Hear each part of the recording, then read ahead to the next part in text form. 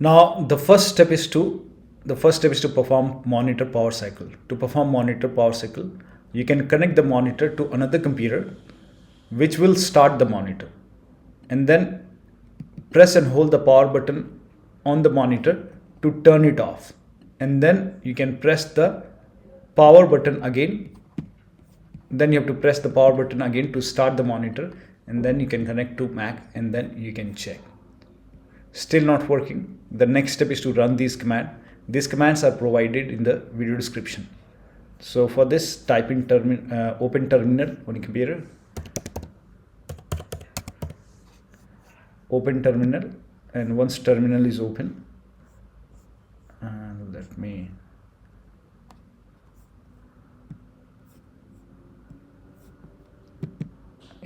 once you open the terminal, the first command is which will clear global Windows Server preference. Now for this, you can copy this command. All these commands are provided in the video description. Paste it over here, and then hit the return key. It will be asking for your Mac password, so enter your Mac password over here, and then hit the return key. Again, clear Windows Server cache or database. You can copy this one, paste it on the same window, hit the return key. Now clear user display profile. For this, you can copy this command. All these commands are provided in the video description. Copy it, paste it, and then hit the return key. Whenever it is asking for your Mac password, you can enter the Mac password and then hit the return key. Hit the return key. This will clear ColorSync profiles related to display. Now copy the second command.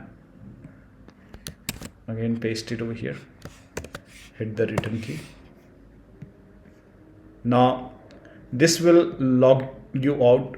It will restart display services, and this will log you out of your Mac. This will log you out. Now for this, I will not run this command because it will log me out. So copy this, and then again paste it on the same terminal window and hit the return key. Once that is done, it will log you out. The Mac will log you out, and then you have to log in again to the Mac, and then you can check. This has worked for many users, so it might work for you. Next step is to disable VRR. Now, variable refresh rate. This is actually in the monitor's OSD settings, menu settings. So if your monitor has this option VRR, variable refresh rate option, you can just turn it off in monitor OSD settings, and then you can check.